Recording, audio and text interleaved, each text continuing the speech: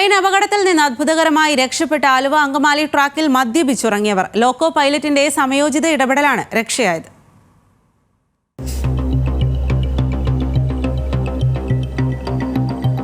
മരണമുറപ്പിച്ച നിമിഷത്തിൽ നിന്നാണ് ജീവിതത്തിലേക്ക് ഇവർ നൂണ്ട് പുറത്തേക്ക് വരുന്നത്. തിരുവനന്തപുരം ഷാലിമാർ എക്സ്പ്രസ് ആലുവ സ്റ്റേഷൻ വിട്ട് 1.5 കിലോമീറ്റർ പിന്നിട്ടപ്പോഴാണ് രണ്ടുപേരെ ട്രാക്കിൽ കണ്ടത്. ഹോൺ കേട്ടെങ്കിലും മാറാൻ കഴിയാത്ത വിധം മദ്യലഹരിയിലായിരുന്നു ഇരുവരും. ഇതോടെ ലോക്കോ പൈലറ്റ് എമർജൻസി ബ്രേക്ക് ഇട്ടു.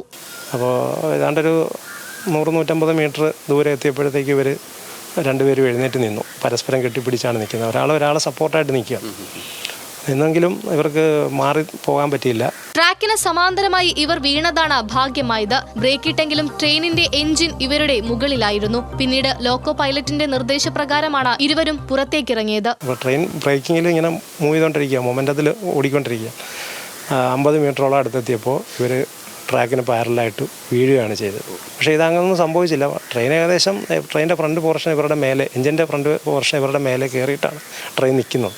28 വർഷമായി സർവീസിൽ തുടരുന്ന ആലപ്പുഴ സ്വദേശി അൻവർ ഹുസൈനിന്റെ ശ്രദ്ധയാണ് 2 ജീവനുകൾ രക്ഷപ്പെടാൻ കാരണം. അപകടകരമായി റെയിൽവേ ട്രാക്കിലേക്ക് കടന്നു കയറുന്നത് ആവർത്തിക്കാതെയിരിക്കാൻ ഈ സംഭവം പ്രേരണയാകട്ടെ എന്ന് അൻവർ ഹുസൈൻ ന്യൂസ് മലയാളത്തോട് പറഞ്ഞു. ന്യൂസ് മലയാളം, ആലപ്പുഴ.